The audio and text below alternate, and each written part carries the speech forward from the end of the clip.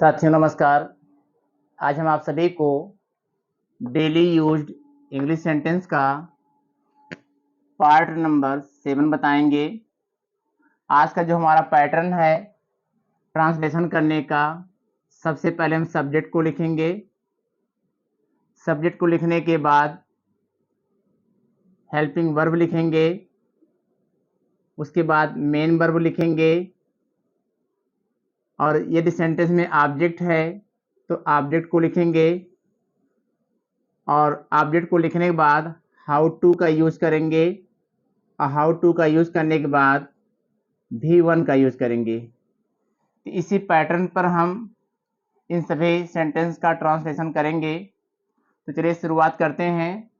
पहला सेंटेंस हमारा है मुझे तैरना नहीं आता है। पहला सेंटेंस हमारा है मुझे तैरना नहीं आता है।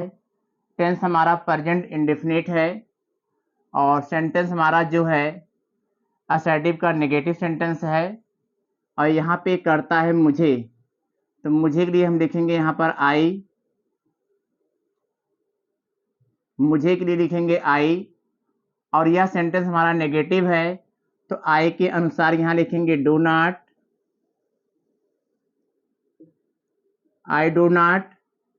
और आना, आने का सेंस है जानने से, तो यहाँ पर हम V1 का यूज करेंगे know. I do not know, मैं नहीं जानता।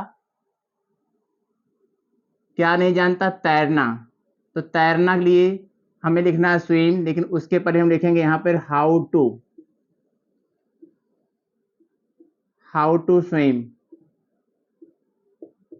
इस तरीके से मुझे तैरना नहीं आता है का ट्रांसलेशन होगा I do not know how to swim.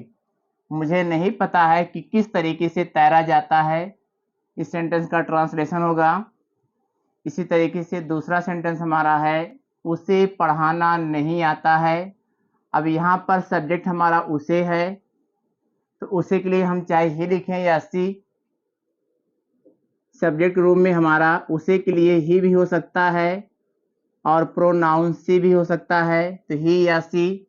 और सेंटेंस हमारा नेगेटिव है, तो यहाँ पे हम टेंस के अनुसार डज नॉट का यूज करेंगे।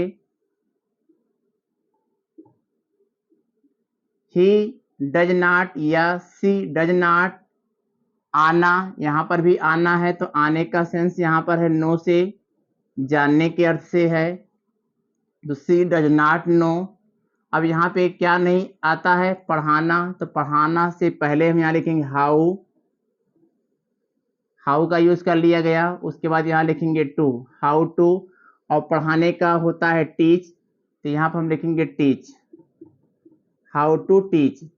इस तरीके से उसे पढ़ाना नहीं आता है का ट्रांसलेशन होगा ही या she does not know how to teach.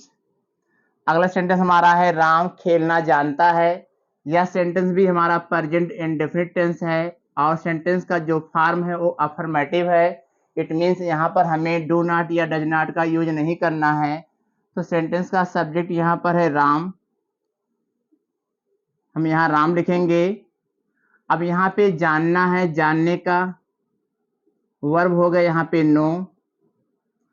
अब चूंकि राम हमारा सिंगुलर है और नो हमारा प्लूरल है, तो यहाँ पे हम यस ऐड करेंगे। तो राम नोज, राम जानता है या राम को पता है क्या? खेलना। तो खेलना से पहले लिखेंगे यहाँ पे हाउ टू, और हाउ टू का यूज करने के बाद खेलना के लिए हम यहाँ लिखेंगे प्ले। इस तरीके से राम खेलना जानता है का ट्रांसलेशन होगा Ram knows how to play. Ram को पता है कि कैसे खेला जाता है। अगला सेंटेंस है तुम्हें तैरना नहीं आता है। यह सेंटेंस भी हमारा नेगेटिव में है। इट मीन्स यहाँ पर हमें सब्जेक्ट के अकॉर्डिंग जो है डू नॉट या डज नॉट का यूज करना है। तो इस वाक्य का जो सब्जेक्ट है तुम्हें है, तो तुम्हें का हम यहाँ लिखेंगे यू। यू हमारा बहुवचन है, इसलिए यहाँ पे लिखेंगे डू। सेंटेंस हमारा नेगेटिव है तो नॉट हो जाएगा, यू डू नॉट। और आना, तो यहाँ पे लिखेंगे know, you do not know. तुम नहीं जानते क्या? तैरना। तो यहाँ पे लिखेंगे हाउ, उसके बाद टू लिखेंगे, और तैरने का अर्थ होता है यहाँ पे क्रिया हम लिखेंगे स्विम। तुम्हें तैरना नहीं आता है तो you do not know how to swim. अगला सेंटेंस हमारा रेखा पढ़ना जानती है। यह सेंटेंस भी हमारा तीसरे सेंटेंस के तरीके है। इट मीन्स यह भी अफर्मेटिव है और यह भी अफर्मेटिव था। तो इस वाक्य का जो सब्जेक्ट है वो रेखा है, तो यहाँ हम रेखा लिखेंगे। अब रेखा हो गया, जानने का हो जाएगा यहाँ पे नो।